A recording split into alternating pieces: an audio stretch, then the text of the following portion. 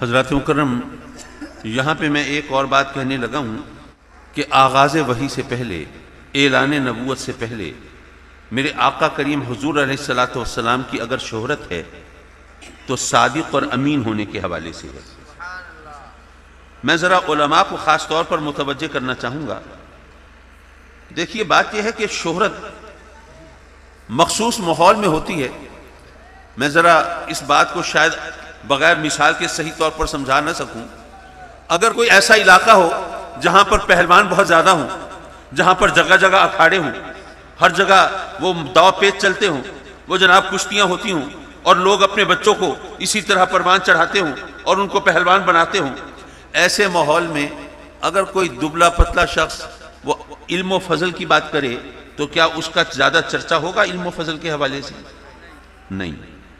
اسی طرح اگر کہیں علم کا بول بالا ہے، لوگ عالم ہیں، فاضل ہیں، کتابوں سے ان کا شغف ہے، پڑھنے لکھنے کا ان کو شوق ہے، سکولز، کالجز، یونیورسٹیز اور مدارس کا وہاں پر چرچا ہے، ایسے ماحول میں اگر کوئی ٹینس پلیئر ہو تو کیا اس کو زیادہ شہرت مل سکے گی؟ نہیں۔ شہرت ملتی ہے ماحول کے حساب سے۔ میرے آقا کریم حضور علیہ السلام کی شہرت بے شک صادق اور امین کے القاب سے ہوئی، لیکن باقی اعلیٰ انسانی صفات آقا کریم میں بدرجہ اتم موجود ہے کہ نہیں ہے؟ اچھا، اب وہ ماحول ذرا ذہن میں لائیے جہاں سرکار جلوہ فگن ہے، قتل و غارت گری لوگوں کا شیوا ہے، خون بہانا ان کی عادت ہے، ہتھیار ان کا زیور ہے، سر کاٹ دینا معمولی بات ہے، قتال و جدال روز کا معمول ہے۔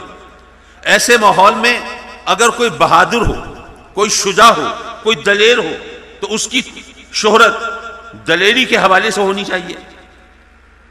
بے شک وہ صادق بھی ہو، امین بھی ہو، لیکن اس کی شہرت شجاعت اور بہادری کے حوالے سے ماحول کے پس منظر میں زیادہ ہونی چاہیے۔ کیا آقا کریم شجاع نہیں تھے؟ اچھا، صرف عقیدت اور محبت میں کہہ دینا اور چیز ہے، دلیل سے بات کرنا اور چیز ہے۔ پہلی بات تو یہ کہ جہاں بتوں کی پوجا ہوتی ہو وہاں بتوں کی نفی کر کے، وہ بت جن کو دیکھ کر عبادت کی جاتی ہو ان کی نفی کر کے اندیکھے خدا کی طرف بلانا، یہ کیا کسی کمزور دل کے بس کی بات ہو سکتی ہے؟ یقیناً نہیں۔ اچھا، ممکن ہے کوئی کہے کہ ٹھیک ہے یہ بہادری تو ہے، لیکن میدان کے اندر شجاعت کے جوہر دکھانا اور چیز ہے، اور اس قسم کی بہادری یہ اور چیز ہے۔ تو چلیے پھر ذرا حنین کی طرف آئیے۔ تاریخ انسانیت میں ایسے بے شمار واقعات آپ نے سنے ہوں گے کہ اگر کسی فوج کو شکست ہونے لگے تو اس کا سالار، اس کا سربراہ وہ جان بچانے کی فکر کرتا ہے، اور وہ اپنے آپ کو کیموفلاج کر کے، چھپا کے، تاکہ کسی عام آدمی کی نظر نہ پڑے نا، خواہ مخواہ اس کو شکار نہ کرنا چاہے، نشانہ نہ بنانا چاہے، تو ایک عام سپاہی کا بھیس بدل کے، ذرا چہرہ چھپا کے کسی طرح وہاں سے جان بچانے کی فکر کرے گا، کہیں دوسری جگہ پہ جا کر وہ ٹھکانہ کرے گا، اپنی بچی کھچی طاقت کو اکٹھا کر کے اثر نو اپنی کوئی پلاننگ کرے گا۔ تاریخ انسانیت میں ایسا ہوتا ہے نا۔ اب حنین کے میدان میں جب مسلمانوں پر بظاہر شکست کے آثار نظر آئے، آقا کریم حضور علیہ السلام کے گرد جو صحابہ کرام کا گھیرا ہوتا تھا وہ بھی ایک طرح سے معدوم ہوتا نظر آیا۔ ایسے میں آقا کریم حضور علیہ السلام نے کیا کیا؟ اپنے آپ کو چھپانے اور پوشیدہ کرنے کی بجائے ایک ایسے گھوڑے پر جو کہ ہزاروں گھوڑوں میں علیحدہ چمکتا ہوا دکھائی دے، ابلقی گھوڑا، سفید گھوڑے پر سوار ہوئے، اور رجزیہ انداز میں اشعار پڑھتے ہوئے، جب لوگ اپنی شناخت کو چھپا رہے ہوں، اپنے چہرے پر حجاب ڈال رہے ہوں، جان بچانے کی فکر کر رہے ہوں، آقا کریم رجزیہ انداز سے اشعار پڑھتے ہوئے، اپنا تعارف کراتے ہوئے، میں ہوں محمد بن عبداللہ، میں ہوں محمد الرسول اللہ، اپنا تعارف کراتے ہوئے چل رہے ہوں، کیا یہ کسی کمزور، کیا کسی بزدل، کسی کم ہمت شخص کی بات ہو سکتی ہے؟ نہیں۔ آقا کریم کی شجاعت میں کوئی کلام نہیں، لیکن آپ کی شہرت آپ کی شجاعت کے حوالے سے نہیں ہوئی، صداقت و امانت کے حوالے سے ہو رہی ہے۔ پھر دیکھیے، وہ ماحول ایسا تھا جہاں پر کسی کو اگر 2 وقت پیٹ بھر کے روٹی مل جاتی تھی وہ خوشحال کہلاتا تھا۔ غربت لوگوں پہ چھائی ہوئی تھی، تو جہاں ایسی غربت ہو وہاں پر اگر کوئی سخی ہو تو اس کی سخاوت کا چرچا زیادہ ہونا چاہیے۔ تو آقا کریم کی سخاوت میں کوئی کلام ہے؟ لیکن میں نے پہلے عرض کیا تھا کہ محبت میں کہہ دینا اور چیز ہے، دلیل سے بات کرنا اور چیز ہے۔ لیکن سوال یہ ہے کہ میرے آقا کریم کی شادی ہوئی سیدہ خدیجہ الکبریٰ سے، تو کیا آپ کی رہائش بدل گئی؟ کیا خوراک بدل گئی؟ کیا انداز بدل گئے؟ کیا بدلا ہے؟ اب ہم جو سیرت بیان کرتے ہیں کہ آپ کھجور کی چٹائی پر محو استراحت ہوتے تھے، یہ خدیجہ الکبریٰ سے شادی سے پہلے کے واقعات نہیں ہیں۔ ہم جو بتاتے ہیں کہ آپ پیوند لگے کپڑے زیب تن فرماتے تھے اور اپنے ہاتھوں سے خود پیوند لگا لیا کرتے تھے، اپنی نالین پاک کو خود مرمت فرما لیا کرتے تھے، سرکار جو کی روٹی پہ گزارا فرماتے تھے، اگر وہ بھی میسر نہ ہوتی تھی شکم مبارک پہ پتھر باندھ دیا کرتے تھے۔ یہ تمام باتیں خدیجہ الکبریٰ سے شادی کے بعد کی ہیں۔ غار ہرا میں تشریف لے جا رہے ہیں، کھانے کے لیے لے کے جا رہے ہیں ستو اور کھجوریں جو غریبوں کی خوراک ہے۔ خوش گوشت کے پارچے بھی ہوا کرتے تھے، وہ پنیر کا اہتمام بھی ہوتا تھا، وہ ڈرائی فروٹ بھی ہوتا تھا، یہ وائٹامن سے بھرپور غذائیں بھی ہوتی تھی، لذت کام و دہن کا سامان بھی ہوتا تھا۔ امیر اور غریب کی خوراک کا فرق اس وقت بھی ہوا کرتا تھا، لیکن آقا غریبوں کا کھانا لے کے جا رہے ہیں۔ سوال یہ ہے وہ دولت گئی کہاں؟ یقیناً وہ غریبوں میں تقسیم ہوئی ہے، وہ مسکینوں میں بانٹی گئی ہے، وہ مزاج نبوت کا تقاضا ہے۔ تو جہاں لوگوں کو 2 وقت سکون سے روٹی نہ ملتی ہو، ایسے میں اتنی دولت اگر تقسیم کر دی جائے تو پھر سخاوت کے حوالے سے شہرت تو ہونا چاہیے تھا، چرچا تو ہونا چاہیے تھا، لیکن نہیں، آپ کی شہرت ہو رہی ہے صادق و امین کے حوالے سے۔ کوئی حکمت تو ہوگی۔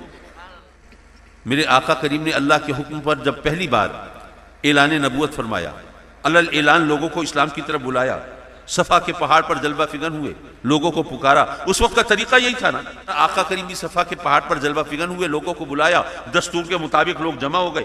آقا کریم نے فرمایا، اے لوگو، اگر میں تمہیں بتاؤں کہ پہاڑ کے دوسری طرف ایک لشکر ہے تم پر حملہ کرنے کے لیے تیار، کیا مانو گے؟ سب نے کہا جی آپ صادق ہیں، دروغ گوئی آپ کا شیوا نہیں ہے، کذب بیانی آپ کی عادت نہیں ہے، جھوٹ کو آپ کے ہونٹوں سے نسبت نہیں ہے، یقیناً مانیں گے۔ تو آپ نے فرمایا کہ پھر میں تمہیں بتاتا ہوں کہ یہ پتھر اور لکڑی کے تراشے ہوئے صنم، یہ بت، یہ کچھ نہیں ہے جن کی تم پوجا کرتے ہو، وہ ہے وحدہ لا شریک جس نے مجھے نبی بنا کر بھیجا ہے۔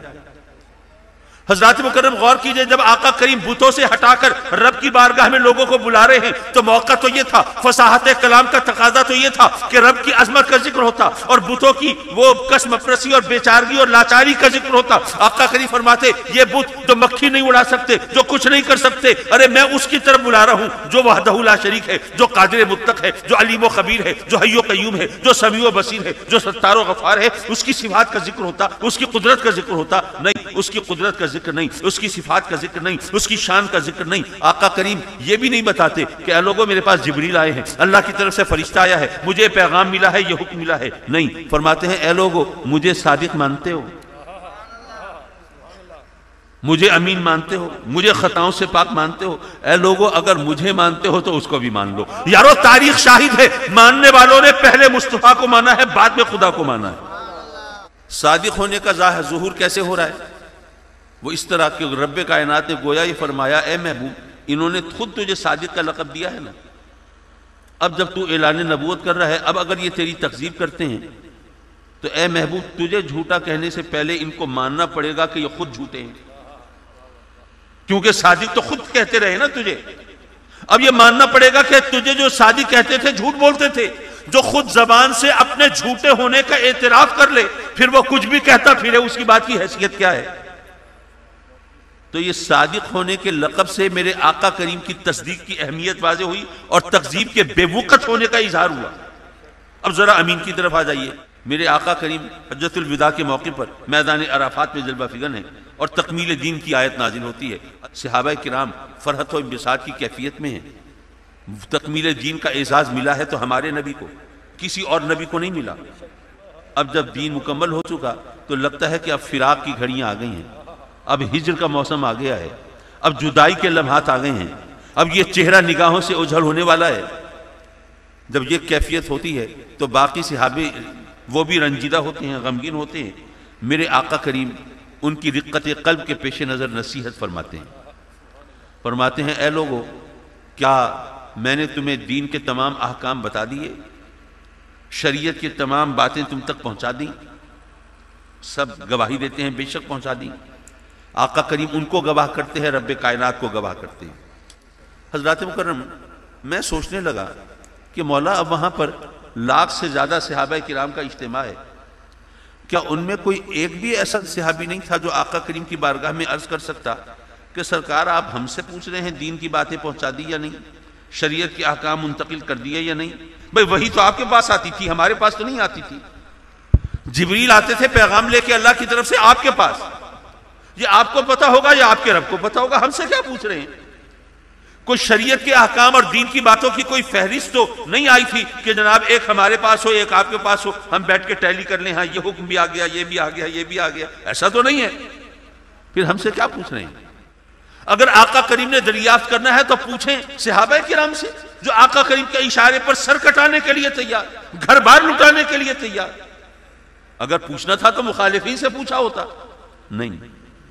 حضرات مکرم، بات دراصل یہ ہے آقا کریم نے دریافت جو فرمایا تصدیق کے لیے نہیں، نصیحت کے لیے۔ میرے آقا کریم نے فرمایا دین کی تمام باتیں بتا دیں، شریعت کے تمام احکام پہنچا دیے۔